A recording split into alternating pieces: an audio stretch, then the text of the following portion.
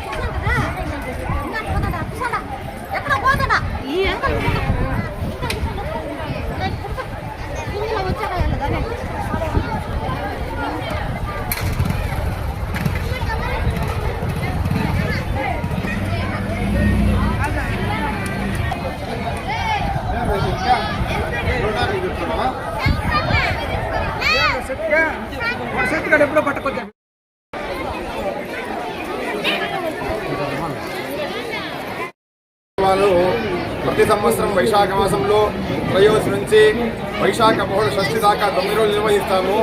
అన్ని చోట్ల నిర్వహించే విధంగానే వైశాఖ మాసం ఎందుకు విశేషమంటే, వైశాఖ మాసం అనేది విష్ణుకు చాలా ప్రసిద్ధి.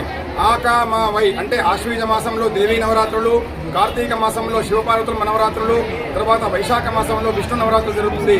ఇదే విధంగా ఈ బ్రహ్మోత్సవాలు అత్యంత విశేషంగా జరుగుతుంది. కాబట్టి దీంట్లో స్వామివారి యొక్క పూజా కైంకర్యంతో పాటు భక్తులందరికీ కూడా అన్నప్రసాదం కావచ్చు, ప్రసాద వినియోగం కావచ్చు, భక్తులకు మజ్జిగ ప్యాకెట్లు కావచ్చు, ఈ విధంగా ఏ భక్తులకు ఎటువంటి సంశయం లేకుండా స్వామివారి యొక్క ఆశీర్వాదంతో పాటు అన్నదానం జరుగుతూ ఉంది.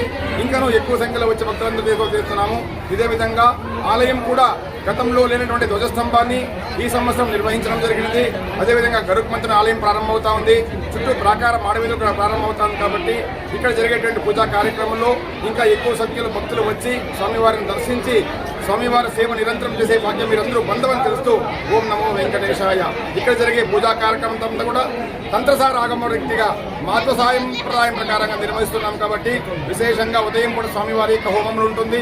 సాయంత్రం పూట ప్రతిరోజు శేషవాహనము, తర్వాత హంసవాహనము, తర్వాత హనుమంత వాహనము, సింహవాహనము, పుష్పపల్లకి సేవ, గజవాహనము, ఊంజల సేవ, అశ్వవాహనము, చివరి వసంతోత్సవంతో పాటు ధ్వజ అవరోహణము, సాయంత్రం పుష్పయాగం నిర్వహించి వేల సంఖ్యలో వచ్చిన భక్తులందరికీ కూడా మంగళమవుతుంది. అదేవిధంగా కళ్యాణ వెంకటరమణ స్వామిగా ప్రసిద్ధమైన ఈ క్షేత్రంలో అవివాహితులకు కళ్యాణ కంకణం ఆనవాయితీగా ఇస్తాము.